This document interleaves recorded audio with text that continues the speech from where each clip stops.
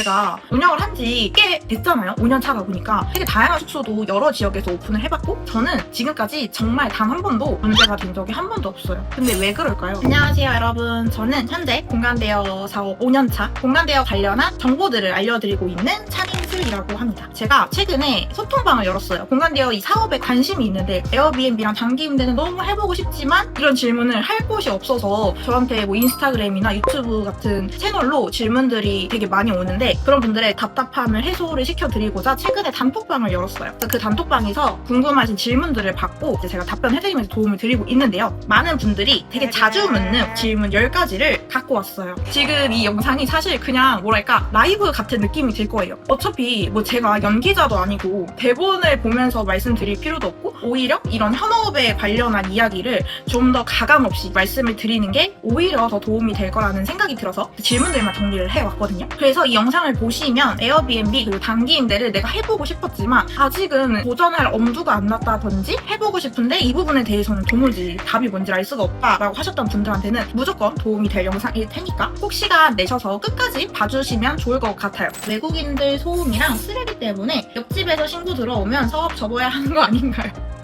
질문들이 굉장히 뭐랄까 되게 구체적이야. 좀만 더 짚어 설명을 드리면 외국인뿐만 아니라 그냥 한국인도 민원 신고에 들어가는 항목입니다. 제가 운영을 한 지 꽤 됐잖아요. 5년 차가 보니까 되게 다양한 숙소도 여러 지역에서 오픈을 해봤고 저는 지금까지 정말 손 그리고 쓰레기 때문에 문제가 된 적이 한 번도 없어요. 근데 왜 그럴까요? 우리가 어떤 카페를 놀러 갔어. 공간이 너무 깨끗하고 되게 청결하고 너무 잘 정돈이 돼 있어. 그러면 거기에 들어간 사람들의 행동은 어떻게 될까요? 그 장소에 맞는 행동을 하게 되거든요. 그래서 내가 호스트이고 공간을 오픈을 해서 문제없이 운영을 하고 싶으면요. 우리가 애초에 공간을 잘 세팅을 해두면 됩니다. 숙소 내부에 분리수거함이 따로 있고 휴지통도 따로 있고 한데 굳이 어떤 바보가 그 쓰레기를 숙소에 안 버리고 뭐 밖에다가 내비쳐 둔다든지 절대 이러지 않거든요. 그래서 이거는 호스트가 공간을 어떻게 운영하는지에 따라서 나뉘어요. 뭐 한간에 떠도는 또 게스트가 어떻게 해가지고 막 집을 개판으로 만들어 놓고 갔네. 그거는 그 수많은 게스트들 중에 그런 분들이 있을 수도 있겠죠. 근데 그런 일들이 정말 많이 일어나지 않습니다. 그리고 그 전에 우리 호스트가 운영하는 우리 공간이 게스트가 문제없이 편하게 이용할 수 있게 모든 게 잘 짜 맞춰져 있는지 먼저 확인을 해보시면 좋아요. 저는 뭐 강의나 컨설팅 할 때는 매물 계약할 때 가서 실제로 어떤 시설을 어떻게 파악을 해야 되는지 확인을 해야 되는지까지 알려드리거든요. 진짜 약간 변태처럼 알려드려요. 왜냐면 한 번 계약을 했는데 막 소음 문제가 계속 일어나. 그럼 우리는 정상적으로 사업을 운영하기가 어려워지거든요. 그리고 갔을 때 다른 집에 얼만큼의 소음이 들리는지를 확인을 하고 싶잖아요. 그럼 저는 실제로 양해를 구해서 매물 계약 전에 그걸 제가 파악을 합니다. 나는 그럼에도 불구하고 더 알아보고 더 정확하게 좀 알고 계약을 하고 싶다 하면은 저는 사실 이 방법을 쓰는데요. 스피커폰으로 노래를 엄청 크게 틀어놓고 밖에 나가서 문을 닫고 진짜 실제로 들어봐요. 들어봤을 때 이게 어느 정도로 밖으로 새어 나오는지 이런 거는 사전에 차단할 수가 있어요. 그리고 두 번째, 게스트분들이 입실을 하시면요. 우리가 숙소, 뭐 호텔 이런 데를 가도 안내사항 있잖아요. 그런 거 우리도 똑같이 하면 돼요. 안내 메시지도 보내고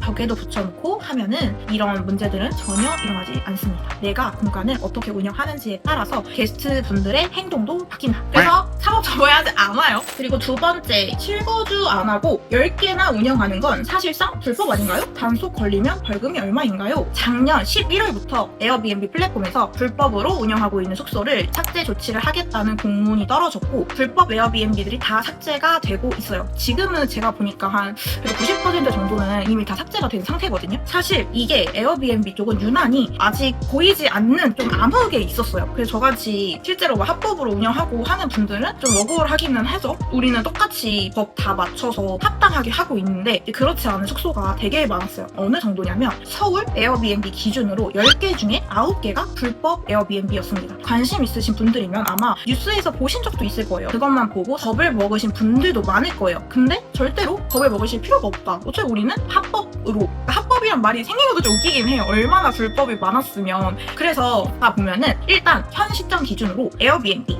외국인 도시 민박업을 운영을 하려면 전입신고가 필수입니다. 내 개인적인 한 채의 에어비앤비만 운영할 수 있는 게 사실입니다. 그러다 보니까 한 명이 외도민, 외국인 도시 민박업 숙소를 10개 이상 운영하는 거는 사실 어렵겠죠? 근데 한 명의 호스트가 여러 개를 운영한다 했을 시에는 그거 하나만을 보고 불법이라고 하기는 어렵습니다. 그 이유에 대해서 설명을 드릴게요. 처음에 말씀드렸듯이 개인의 명의로 내가 에어비앤비, 즉 외도민 숙소를 운영하는 거는 한 명의에 당연히 하나밖에 안 됩니다. 그러니까 저도 사실 사실 여러 개 운영을 하는 게 호스텔업 같은 경우는 명의가 필요가 없고요. 일반 숙박업도 마찬가지예요. 그리고 이제 두 번째가 가족 명의를 활용을 해서 한 분이 여러 개의 외도민 숙소를 운영을 하실 수도 있어요. 실제로 공동 호스트라는 기능을 통해서 우리가 위탁으로 운영을 할 수도 있거든요. 그렇게 했을 때는 한 명이 여러 개를 운영하는 상황이 되기도 하겠죠. 그리고 마지막 세 번째가 불법입니다. 불법을 저지르는 분들은 제가 보니까 공간대여 막론하고 안 좋은 머리를 되게 많이 굴리세요. 그런 거 보고서 여러분 나도 저렇게 하면 여러 개 할 수 있으니까 좋은 거 아닌가? 혹은 그 사람들을 막 욕할 필요도 없어요. 왜냐하면